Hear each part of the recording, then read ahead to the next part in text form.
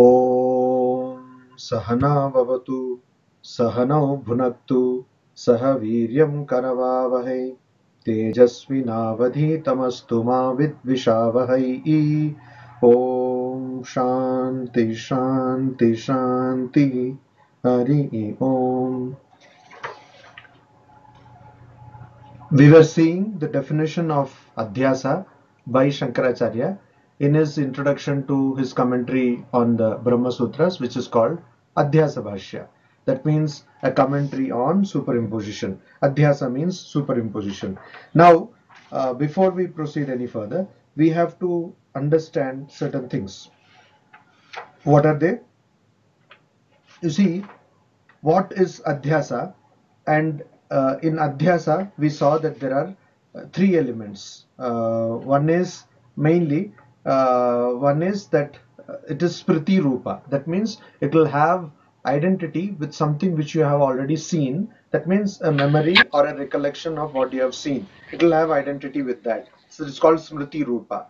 Then the locus will be different. It will be Paratra. It will not be the exact place where it has been seen earlier. And it is Purva Drishta Avabhasa, means it is cognizing the same thing which belongs to the same class of what was seen earlier. Okay, so these three things are necessary. So we have to now understand what is it that Shankaracharya wants to bring here, which is little unique than others. First of all, we saw that the opponent gave an objection. The opponent gave an objection that because we see the senses, we see the body, we see the mind, etc. So because they are manifest, so they are real. And so how can you say that they are unreal? That was an objection which we saw. Now, Shankaracharya says, here the problem is like the shell and the silver. I have seen silver earlier and I have cognized it and I have the smriti or the memory of silver, and later on I see silver again.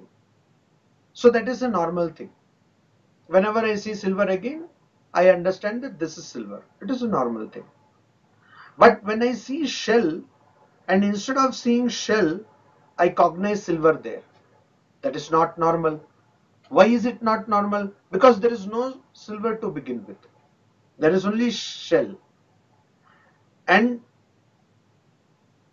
though the cognition of silver in the past was correct, and though the recollection of the cognition of silver was also correct, the fact that I am seeing silver now on shell is not correct.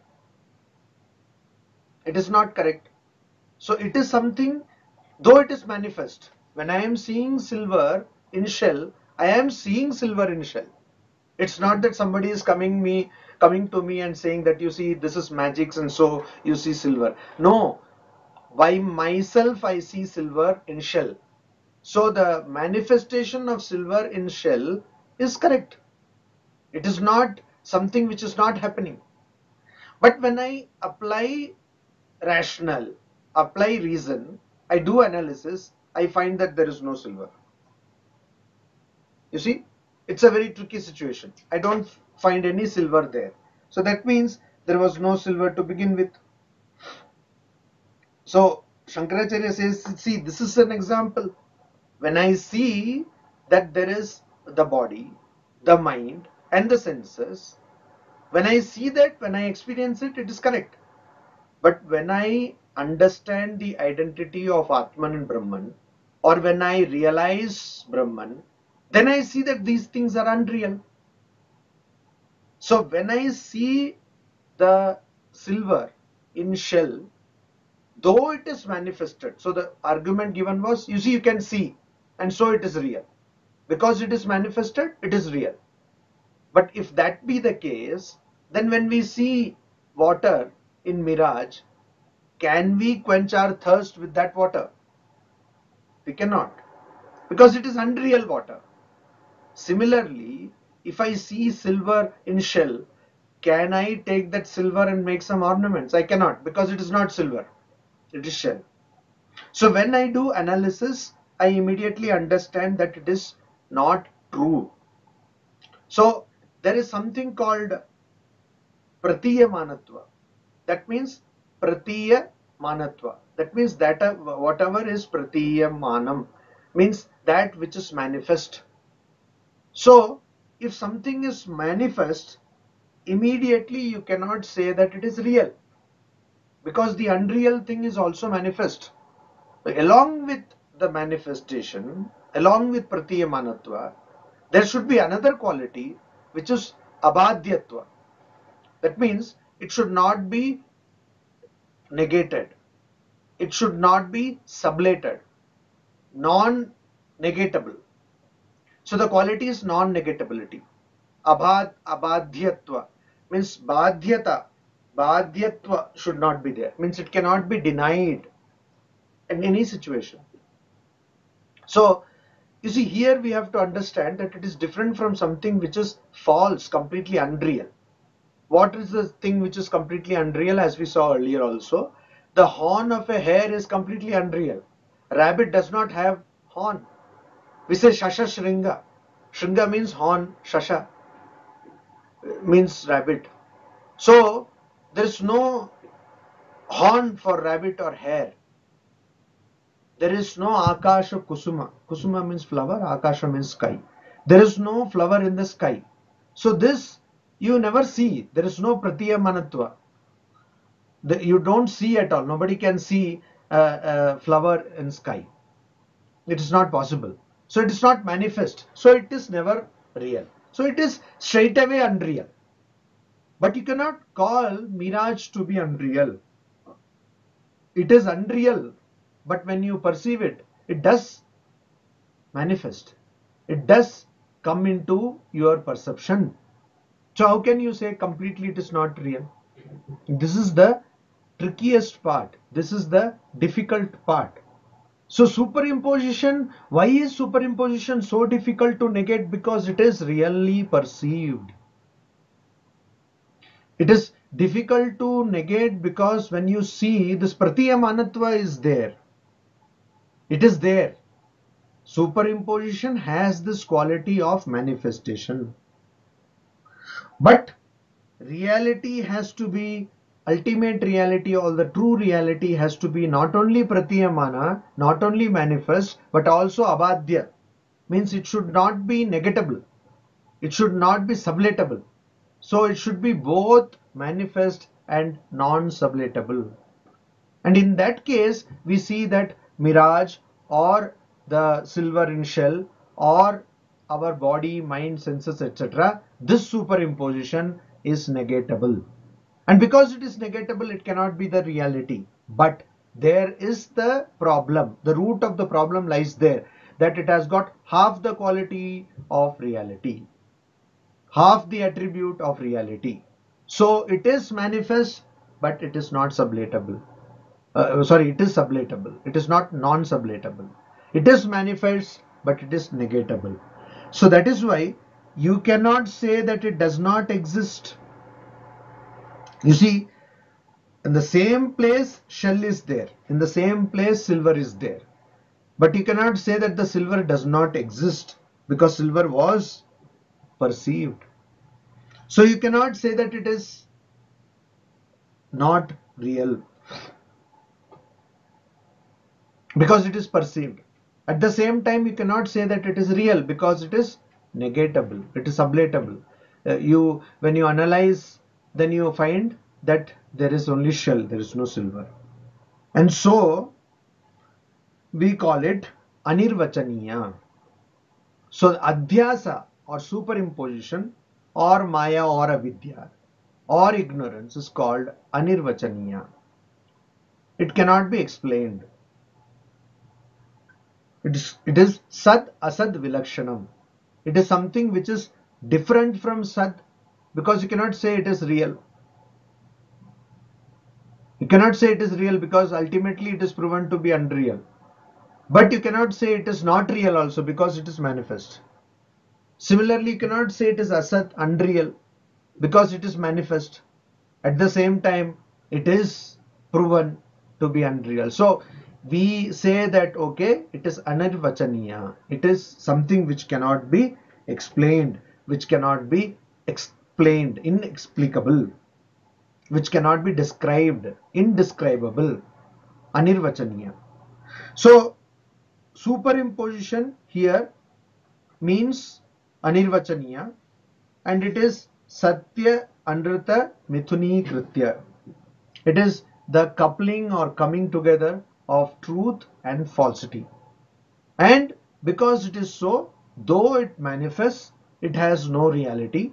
Just like I told you, by water of mirage, you cannot quench your thirst, neither can you make ornaments with the silver in shell.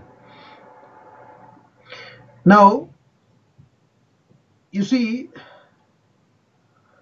this silver which you saw earlier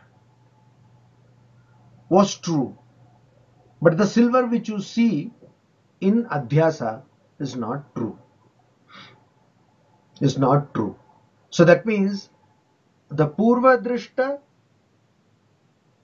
thing, the thing which was cognized earlier, the thing which you had perceived earlier, is not the same as the thing which you perceive in superimposition. They are not same. Water you perceive, you quench your thirst, and then you see water in mirage. Though the superimposition is created because of the memory of the previous experience of water, this water which you find in mirage is definitely not the same water. It is not. Why? Because there is no water. So it is only a perception of water. It's only a perception of water. It's not water in reality. So what happens is, though you have seen some thing, you have perceived this thing in the past, and based on that Purva Drishta, based on the previous perception, you have this illusion, but this illusion, what you see as illusion or what you see as superimposition, is a different experience. It's a different experience, and it is a new experience. It's a novel experience. So it is called Apurva. Apurva means, though it is Purva Drishta, but it is Apurva, means it has not happened before. It has not happened before. Though you have seen a snake, but the snake which you see on rope is not the same snake as the snake you saw, living snake. So this snake you see because you had seen a living snake. Had you not seen a living snake, then you would never have seen this snake also. So that is the connection. But though there is this connection, yet the snake which you see on rope, because of superimposition, is a snake which is different. And it is a Apurva experience, which is, it's a thing which is different and which is novel, which is new. So the definition, though in the definition we say that paratra purva drishta avabhasa, that in a different location we have the perception of what we had seen earlier, but in reality we will understand that the smriti rupa is only given to explain the thing, because what we see is not exactly what we saw. They are different. Okay, they are different.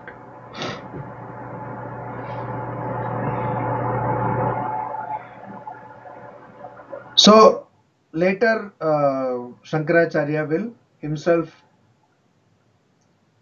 change a bit Adhyasa. He will say atasmimstad buddhihi, means something which is not that. Something which is not that. That means cognition of buddhihi, something, cognition of something which is not that. That means cognition of a snake which is not snake. Cognition of water which is not water. So like that. That he will do later on. So now we understand that though we say Smriti Rupa, but Smriti Rupa here also means that you have a likeness of that thing, but this thing is not exactly the thing which you are connecting it with. So if you are connecting it with water, it is not water.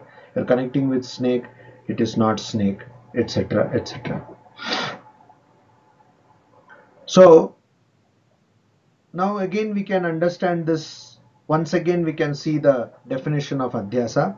Adhyaso nama paratra adhisthane avidyamanasya purvadrishta sajatiyasya arthasya avabhasah. So this is something we can see from a commentary. What is that?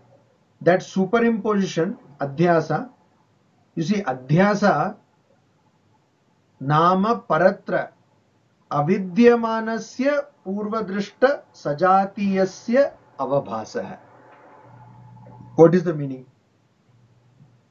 Now that means original definition was Smriti Rupa Paratra Purvadrishta Avabhasah. Smriti Rupa means recollection. Paratra, in a different location. Purvadrishta, what you had cognized earlier. Avabhasah, the same thing. Cognizing the same thing.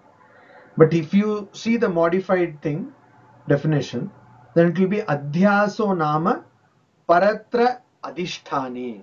That means in a different location. Not just different place, but different location.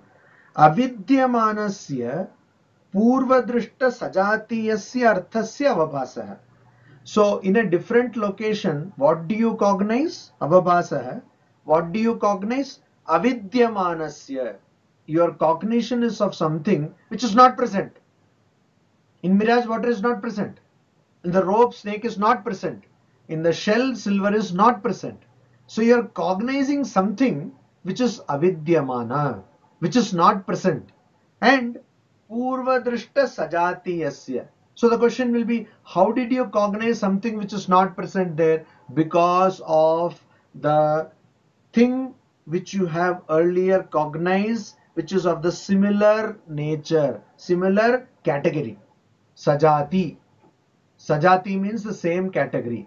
I saw a tree, now I see a tree. I saw a ball, now I see a ball. I saw a man, now I see a man. So sajati. Now this is a category. So you have seen the category of that thing, and because you have seen the category of that thing in the past, you cognize the same thing. Artha means object here. You cognize the same thing in a different location where that thing does not exist. Now it is becoming clearer. So what is adhyasa? Cognizing something in a different location from what you have seen of the category of the same thing in another location, and you are cognizing it in a location where it does not exist. So just because you have seen ice cream, you had ice cream, then you go any place, even other things appear to be ice cream to you. In childhood, it always happens. Whatever you see, you feel like everything is, oh, this is what. So people, they purchase, they buy mobile phone, or you buy anything. You buy a scooter. Later on, you will see everyone has got that scooter. What has happened? Suddenly, did the company sell scooters to everyone after selling it to you? The same model? No. Everyone had the scooter even before, but you did not relate it with your experience. Now that you relate it with your experience, it appears that everyone has the same brand of mobile phone or scooter which you possess. That's superimposition, you see. So that is why recollection plays such a big role in superimposition, because we connect with what we have already experienced. If a person who is staying in Calcutta goes to New York, that person will say, yes, in Calcutta also we have such lanes. Why? Because then the person will think, you have come to New York, for God's sake, why are you thinking of Calcutta? But no, this person will constantly refer with Calcutta because that's the only experience this person has. A globetrotter would not do that. But a person who is first time going, oh, Calcutta also we have. So that's why whenever a person goes new to some place, every time the reference is, oh, in our place also we have this. Oh, this food is there in our place also. Why? Purva Drishta. This recollection or smriti, memory, plays a big role in our perception of things. And that is why it plays a big role in superimposition. So it creates the ground for superimposition.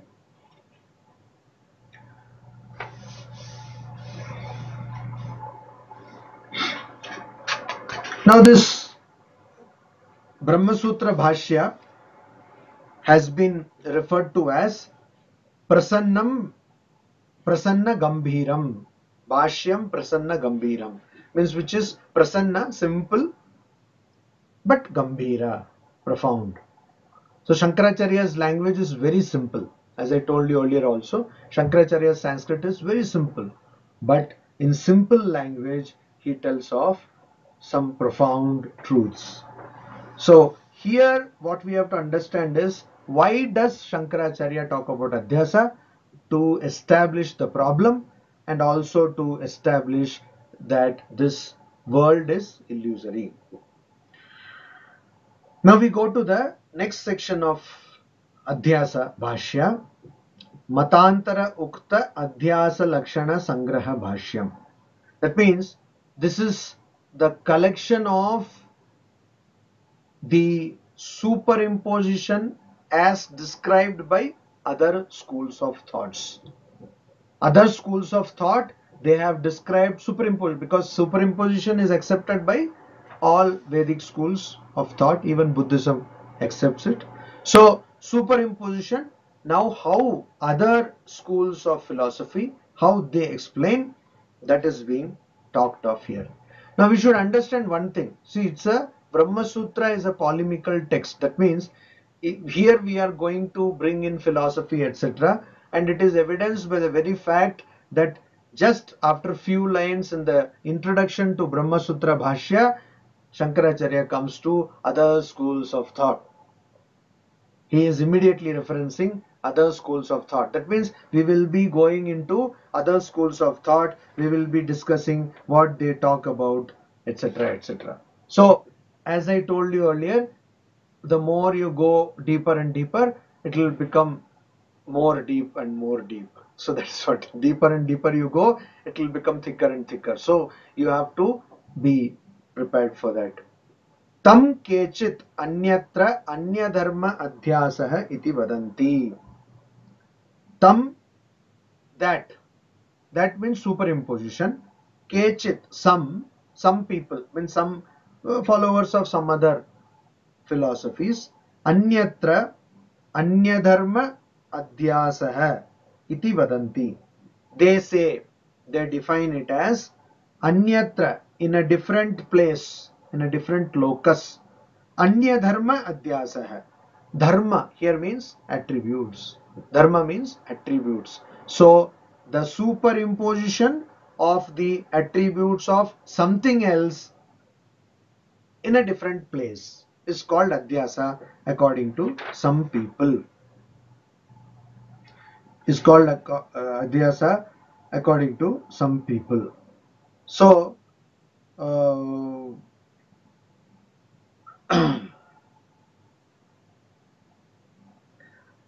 so this is actually the position of Vijnanavadins. Vijnanavadi. This is a Buddhist philosophy. So this is the position of Vijnanavadin. We will go and see that what does it mean and all that. We will see it in detail. Then he says, so some people say that adhyasa is the superimposition of the attributes of something else on some other location. Iti vadanti, they say like that, they define. Kechit tu can be used as but also. So here but. Kechit tu, but others, they say, yatra yad adhyasah tad viveka agraha nibandanah brahma iti. Yatra, where, that means on a particular location. Yad adhyasa, there is a superimposition of something. Tad viveka agraha nibandhana hai. Why is the superimposition? Because of the not understanding, agraha, non-apprehension of the viveka, of the difference. So, suppose snake is superimposed on rope, because the difference between snake and rope is not understood. That is why it is superimposed. Okay. And Brahma iti. And also it is what? It is because of illusion or confusion, delusion. Unless you are deluded, how can you see snake in rope? So, superimposition means yatra yad adhyasa, whatever is superimposed, tad viveka agraha. That object's distinction is not understood. So, snake is superimposed on rope. Snake's difference from rope is not understood. Else how there will be superimposition. So this is, and so it is illusion. So it is illusion. So this is also, this is a school of Mimamsa, Purva Mimamsa or Mimamsa, which is Prabhakara. Prabhakara means Prabhakara school. So it is a school of Mimamsa. They hold this view. Anyatu, there are some others who say yatra yad adhyasah tasya eva viparita dharmatva kalpanam achakshate. Some people, they declare that yatra, wherever yad adhyasa, whatever superimposition is there, means superimposition of an entity is there in some place, tasya eva viparita dharmatva kalpanam. So that superimposition comes why? Because wherever that superimposition is there, regarding that substratum or regarding that location, there is viparita dharmatva kalpana. Means there is assumption or imagination of completely opposite attributes. So instead of seeing rope, which is motionless, you see snake, which can move. Instead of seeing rope, which is non-living, you see snake, which is living. So yatra yad adhyasa hai, on rope snake is superimposed. That happens because on the substratum, what is the substratum on rope snake superimposition? What is the substratum? Rope is the substratum. What is the basis on which superimposition is made? Rope is the basis. It is the substratum. So instead of seeing the true attributes of rope, viparita dharmatva kalpanam, the opposite attributes of that thing are seen. So this is also the definition. This is a definition of Nyaya. Naiyayikas, Nyaya school of philosophy, they tell like that. So achakshate, declare. Then sarvata apitu, sarvatha apitu, but in all cases, anyasya anya dharma avabhasatam na vyabhicharati. So Shankaracharya says, whatever these people may say, one thing is clear. What is it? Anyasya anya dharma avabhasatam. So you see, you have the cognition, avabhasa, of one thing having the dharma of another. So you see that rope has got the quality of snake. You see that desert or tar road has got the quality of water. You see that the shell has got the quality of silver. So one thing has the quality of another thing. So anyatra anyasya anya dharma avabhasatam. So that is cognized. This is what everybody is accepting. Nobody denies that. Na vyabhicharati. And so the superimposition is not transgressed here. Means this is not what you call this point is not denied by anyone. That is the idea here told. Om Shanti Shanti Shanti Hari Om Tat Sat.